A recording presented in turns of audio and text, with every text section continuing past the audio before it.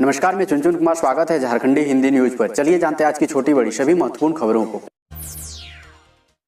मुख्यमंत्री हेमंत सोरेन ने कहा, कोविड राष्ट्रीय समस्या लेकिन राज्यों को अपने दम पर छोड़ा गया। झारखंड के मुख्यमंत्री हेमंत सोरेन ने कहा है कि केंद्र न तो कोविड-19 को राष्ट्रव्यापी समस्या के तौर पर मान रहा है और न ही राज्यों की मांगों को सुन रहा है। अंग्रेजी अखबार द इंडियन एक्सप्रेस को दिए इंटरव्यू में सोरेन ने यह बातें कही। हेमंत सोरेन ने कहा, यह राष्ट्रीय महामारी है या राज्य केंद्रित समस्या। केंद्र ने स्थिति को संभालने के लिए न तो इसे हम पर छोड़ा है, न ही वो इसे ठीक से संभाल रहा है। हम दवाएं आयात नहीं कर पाते क्योंकि केंद्र अनुमति नहीं देता। झारखंड के मुख्यमंत्री ने दावा किया कि केंद्र सरकार ने कोविड-19 महामारी के प्रबंधन से संबंधित लगभग सभी अहम मुद्दों पर नियंत्रण कर लिया है। ऑक्सीजन, चिकित्सा उपकरण और वैक्सीन का आवंटन। उन्होंने कहा, लेकिन हमें वो नहीं मिल रहा जिसकी जरूरत है, चाहे वो वैक्सीन हो या दवाएं।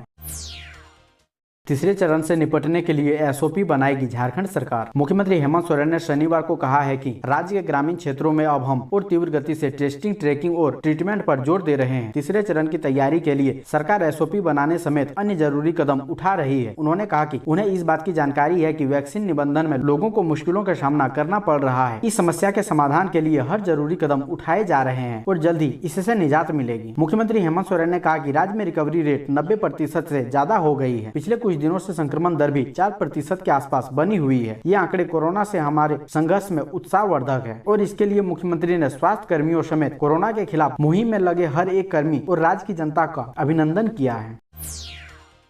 झारखंड ई पास, हेमंत सोरेन ने चेताया, ई पास को मजाक बनाया तो भेज देंगे जेल। झारखंड में ई पास को लेकर बड़ा हंगामा खड़ा हो गया है। यहाँ वहाँ जहाँ तहाँ बाबा का ढाबा और कभी खुशी कभी गम के लिए ई पास लेना अब जन सामान्य को महंगा पड़ेगा। राज्य सरकार ने ऐसे लोगों को कड़ी चेतावनी दी है कि गलत जानकारी पर अब उन्हें सीधे जेल भेज दिया जाएगा। परिवहन विभाग ने कहा है कि पास लेने के लिए कोई भी व्यक्ति अगर गलत जानकारी देता है तो उस पर पुलिस कानूनी प्रावधानों के तहत सख्त कार्रवाई करेगी। कोरोना वायरस संक्रमण की चेन को तोड़ने के लिए मुख्यमंत्री हेमंत सोरेन की झारखंड सरकार ने लॉकडाउन में जरूरी काम निपटाने के लिए 16 मई से ई पास के बिना घर से बाहर नहीं निकलने का आदेश दिया है।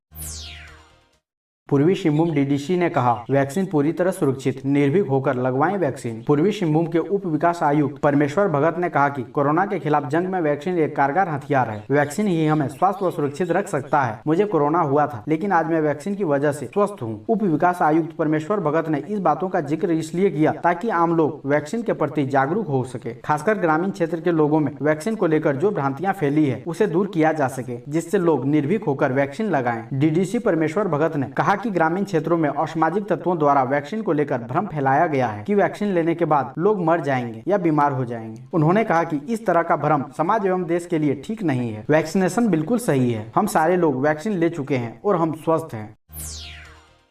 बढ़ रही है स्वस्थ होने वालों की संख्या। कल सीएम हेमंत सोरेन कैबिनेट मंत्रियों के साथ करेंगे स्थिति की समीक्षा। झारखंड में लॉकडाउन का असर दिखने लगा है। संक्रमित होने वालों से स्वस्थ होने वालों की संख्या बढ़ने लगी है। स्वास्थ्य में पिछले 24 घंटे में 2037 नए कोरोना संक्रमित मिले तो 3929 स्वस्थ होकर घर लौटे। इस बीच मुख्यमंत्री हेमंत सोरेन 24 मई को मुख्यमंत्री आवास कार्यालय से राज्य के सभी कैबिनेट मंत्रियों के साथ वीडियो कॉन्फ्रेंसिंग के जरिए राज्य में कोरोना संक्रमण की अद्यतन स्थिति तथा संभावित तीसरे लहर की रोकथाम एवं नियंत्रण से संबंधित तैयारियों के संबंध में विचार विमर्श करेंगे। बता दें कि झारखंड में सबसे ज्यादा 391 मरीज पूर्वी सिंहभूम में मिले और सबसे ज्यादा 596 लोग ठीक भी हुए। दूसरे नंबर पर रांची रही।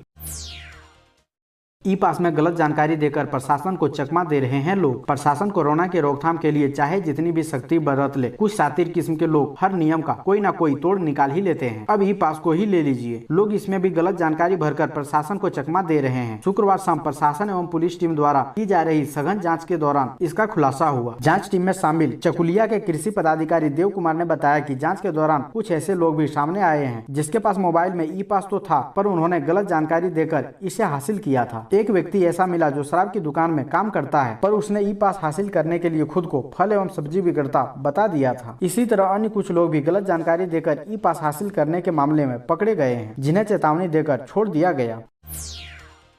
बीएयू में 5 कॉलेजों में एंड टर्म ऑनलाइन परीक्षा की तैयारी शुरू। 24 मई से 3 जून तक चलेगी। बिरसा कृषि विश्वविद्यालय द्वारा विभिन्न कॉलेजों में पढ़ने वाले छात्रों की ऑनलाइन परीक्षा की तैयारी शुरू हो गई है। विश्वविद्यालय के कृषि संकाय अधीन कार्यरत 5 कॉलेजों के तीसरे और 5वें सेमेस्टर के छात्रों की एंड टर्म परीक्षा की शुरुआत 24 मई से होने जा रही है। यह परीक्षा 3 जून तक चलेगी। 11 दिनों तक चलने वाली यह परीक्षा प्रतिदिन 4 से 5 शिफ्ट में होगी। डीन एग्रीकल्चर के निर्देश पर ऑनलाइन परीक्षा के लिए गूगल क्लासरूम स्थापित किया गया है। है। 2 सेमेस्टर की इस परीक्षा में Ranchi agriculture college Kanke, agriculture college Garhwa, Rabindranath Tagore agriculture college Deoghar एवं सिद्धू कान्हू एग्रीकल्चर कॉलेज गोड्डा के 436 छात्र एवं सिद्धू कान्हू एग्रीकल्चर कॉलेज गोड्डा के 436 छात्र छात्राएं भाग लेंगे।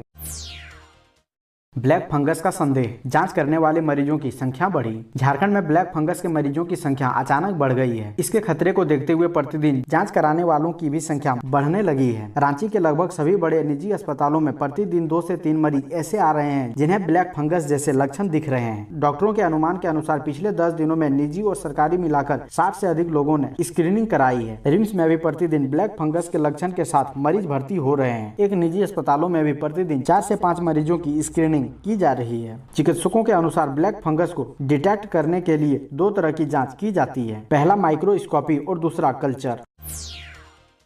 सोमवार से सरकारी अस्पतालों में नहीं लगेगी कोरोना वैक्सीन। स्वास्थ्य विभाग ने CHC, PHC समेत सभी सरकारी अस्पतालों से कोरोना टीकाकरण केंद्र हटा दिया है। इनकी जगह अब सोमवार से 7 ब्लॉकों में स्कूलों और अन्य स्थानों पर टीकाकरण होगा। रविवार को टीकाकरण नहीं होगा। स्वास्थ्य विभाग ने यह कदम संक्रमण रोकने के लिहाज से उठाया है। विभाग का कहना है कि जिन अस्पतालों में अब तक टीकाकरण केंद्र बनाए गए थे, वहाँ कई लोग रोजाना अन्य बीमारियों के इलाज के लिए पहुँचते हैं। ऐसे में संक्रमण फैलने की संभावना से इनकार नहीं किया जा सकता है।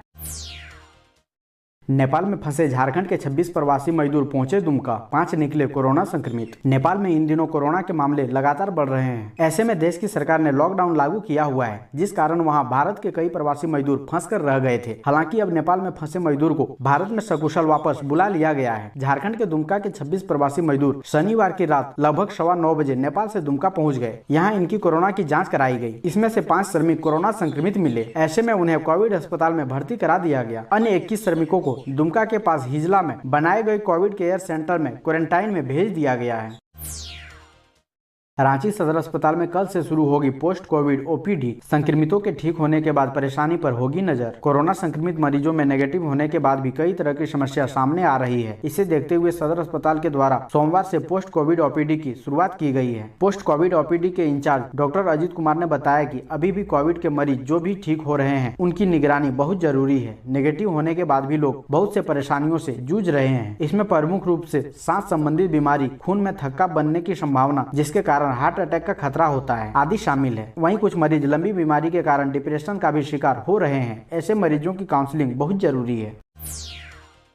बड़ों की तुलना में बच्चे आसानी से दे रहे कोरोना को मात, 99.90% से अधिक रिकवरी रेट। तीसरी लहर के खतरे से बच्चों को बचाने के मद्देनजर युद्ध स्तर पर तैयारी की जा रही है। यह बात सही है कि कोविड से बच्चों को खतरा है, मगर सभी विशेषज्ञ शुरू से कह रहे हैं कि बड़ों के मुकाबले बच्चे ज्यादा आसानी से इस वायरस को मात देने में सक्षम है। पटना, जमशेदपुर, मेरठ, कानपुर, गोरखपुर, गाजियाबाद, गुरुग्राम, नोएडा, बरेली, प्रयागराज सहित तकरीबन 20 शहरों जिलों से कोविड संक्रमित 16 साल के बच्चों के स्वास्थ्य का जायजा लिया तो एक सुकून भरी तस्वीर सामने आई। बच्चे बीमार पड़ रहे हैं, अस्पतालों में भर्ती भी हो रहे हैं, मगर 0.10% को छोड़कर सब सकुशल हैं।